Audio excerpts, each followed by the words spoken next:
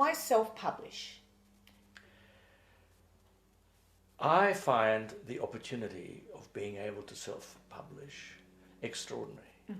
A few years ago, this would have been unthinkable. Right, yes. Self-publishing is very empowering. It gives you the opportunity to stay in control of your publishing destiny. I have gone down the path of traditional publishing. Yeah. I've come very close to signing a deal with a traditional publisher. Yeah. Certain conditions were imposed and certain things eventuated that made that impossible for me to go ahead with. Without going into detail, that's really all we need to know for this. At the same time, self-publishing has taken off, and it is an opportunity which is unprecedented. It is possible today, if you're focused and willing to learn and willing to draw upon people who can step in and help you, because you can't do it alone, No.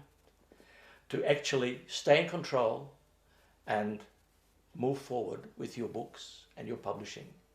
This is something that has never happened before.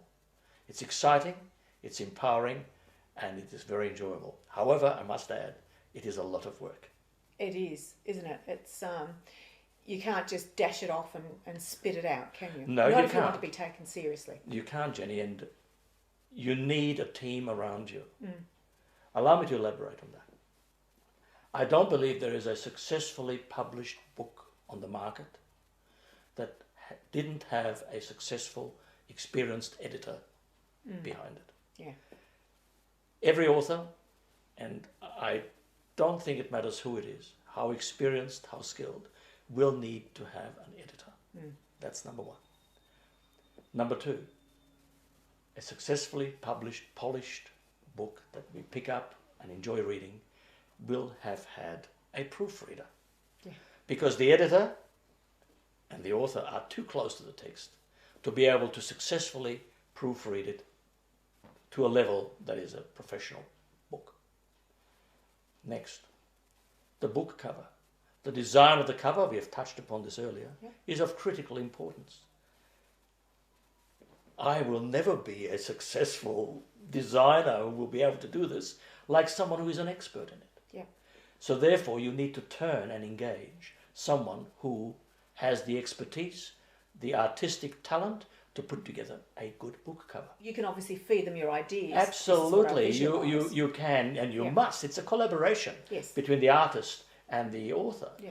You have to exchange ideas. You have to prepare a brief. You have to be clear what you would like it to look like. Because it's But still your then, work. And it's your exactly, responsibility too. It is. Yeah. But of course, the designer will then pick up on that. Yeah. And I always insist, I do insist in fact, that the designer read the book. Yeah. Because without that, the design will not make sense. No. And there's been no problem. But once you have that team around you, Yeah. you can repeat that the next time. You don't have to reinvent this and put this team together every time you publish your book.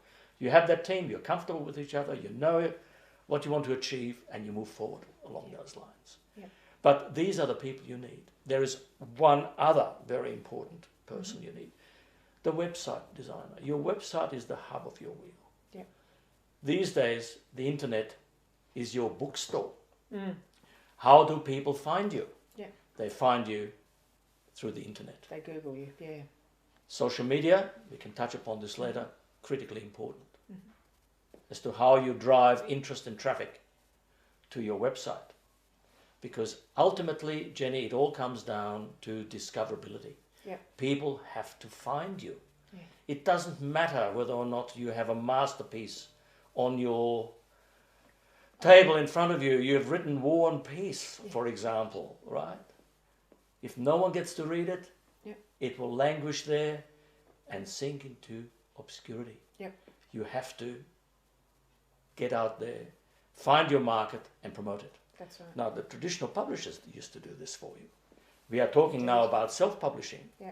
You are the publisher, so it's up to you That's to do right. this. Yeah. But the good news is it's possible and you can. That's right. That's right.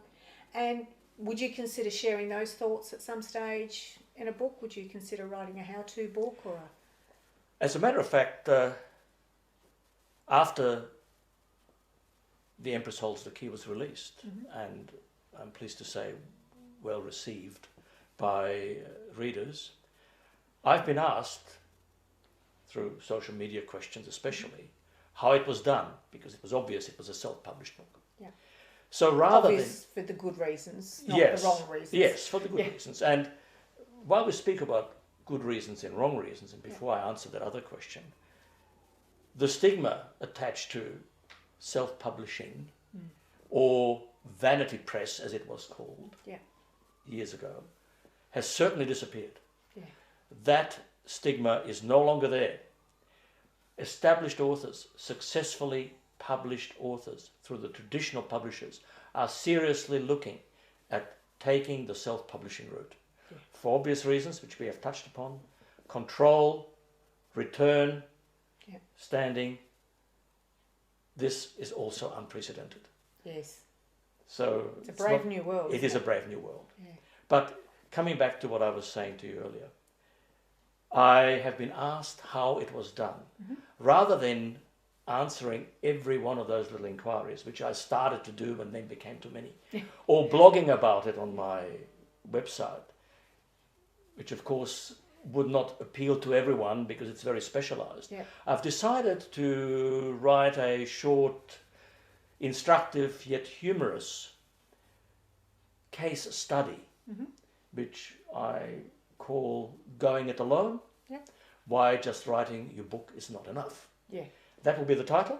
It's almost finished, and it will, in a humorous way, but in a very clear and structured way, explain the journey of my first book, self-published book, the trials and tribulations, the many disappointments, the many things that you had to master, but ultimately it was possible, and hopefully that will be of some assistance to fellow authors who are seriously considering taking this option. Yeah. Well, Gabriel, look, thank you for joining us today. It's been great to hear. Absolute pleasure, Jenny. I always enjoy talking to you. Good, likewise. Enjoy your research trip to Europe, the European summer. I would be lying if I said I wasn't jealous.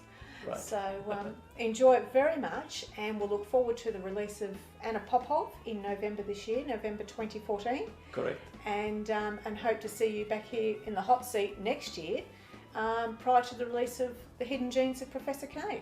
Jenny, it's been a pleasure talking to you as always. Thank you for the opportunity. Thank you, Gabriel.